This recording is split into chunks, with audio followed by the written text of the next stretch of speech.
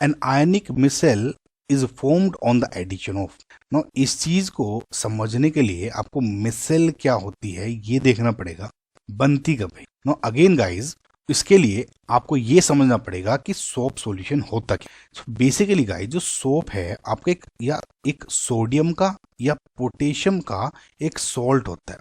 Salt किसके साथ? Higher fatty acids के साथ।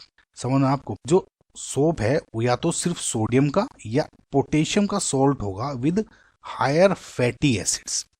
और बेसिकली ये RCOO नेगेटिव के साथ रिप्रेजेंट होता है इसका Na।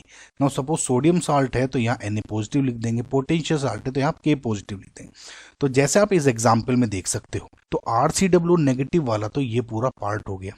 सोडियम स्टीरेट है जैसे, तो स्टीरेट पार्ट जो है, स्टीरेट आयन, वो आपका ये हो गया C17H35CW नेगेटिव। ये RCOO नेगेटिव का पार्ट है और Na पॉजिटिव ये हो। अगेन नेगेटिव पार्ट है तो हाइड्रोफिलिक नेचर का होता है, इस बात को जरूर समझने वाली बात है। और जो एक सिर्फ हाइड्रोकार्बन का पार्ट है जो कार्बन से बना है वो होता है आपका हाइड्रोफोबिक। तो इसका मतलब ये क्या हो गया, पार्ट नॉन पोलर पार्ट है और ये हो गया पोलर पार्ट। इस चीज को आपको जरूरी समझना चाहिए। नाउ मिसेल कैसे बनती है? मिसेल बनने के लिए आपको ये समझना पड़ेगा कि सोप का जो सॉल्यूशन बनता है, यानी इस RCOO पॉजिटिव को जब वाटर में डालते हो तो क्या काम होता है, स्टार्ट कैसे होता है। इसको आप ऐसे समझें, जैसे ही आपने सोप साबुन अपनी डालनी शुरू करी वाटर में, तो स्टार्टिंग में जो सोप स्टीरेट आयन है वो इस तरह के शेप में आपके तली के ऊपर लगे रहते हैं। तली के ऊपर कैसे? अभी आप जो सोप है, सोप सॉल्यूशन बना रहे हो, यानी साबुन अभी डाल ही रहे हो, ठीक है। तो नेगेटिव पार्ट है जो कि पोलर है, वो वाटर के अंदर है, वाटर को प्यार लव कर रहा है, यानी वाटर से चिपक रहा है। और जिसको हाइड्रोफोबिक पार्ट है वो अवे है फ्रॉम वाटर। जैसे जैसे आप इसमें सॉल्यूशन बनाते रहते हो, सोप बढ़ाते रहते हो, तो एक कंसंट्रेशन आती है CMC, जिसे आप बोलते हो critical micelle concentration. Now basically इसके बारे में मैं आपको सरफेस केमिस्ट्री के जो मैंने प्रीवियस ईयर बनाए हैं चैप्टर के, उसमें समझा चुका हूँ प्रॉपर तरीके से, डिटेल्ड अगर जो आपको देखना उसमें देखिए।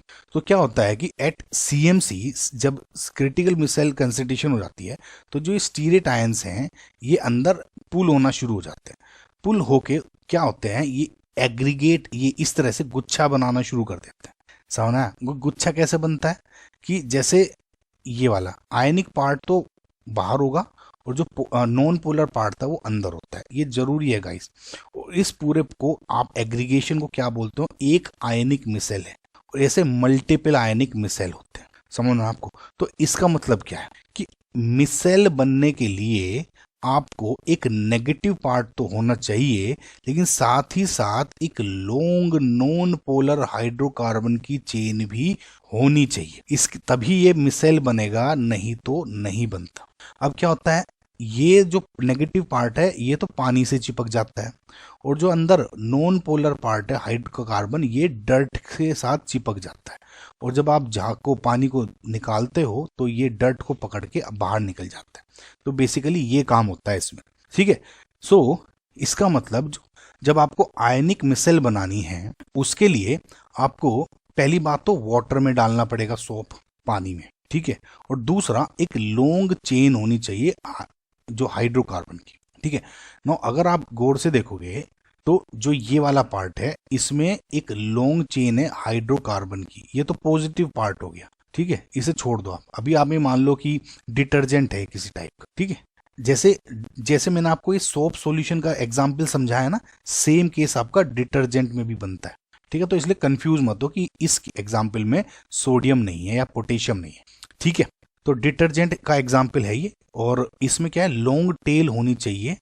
ये जो आपका ये देखिए, ये क्या है, ये एक तरह से एनायनिक डिटर्जेंट का एग्जाम्पल हो, ठीक है। तो ये लॉन्ग टेल तो आपकी नॉन पोलर होगी और ये हो गया आयनिक पार्ट।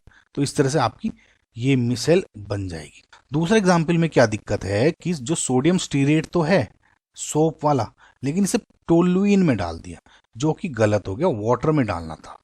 ये करेक्ट आंसर है, ठीक है। अब ये तो अगेन डाईइथाइल ईथर, इनमें तो कोई लॉन्ग हाइड्रोकार्बन चेन ही नहीं है। सिमिलरली इसमें भी कोई लॉन्ग हाइड्रोकार्बन चेन नहीं है, इसलिए ये सब एग्जाम्पल गलत हो गए। जो करेक्ट आंसर है आपका is option number A. I hope guys आपको ये सारा डिटेल्ड एक्सप्लेनेशन समझ में आएगा।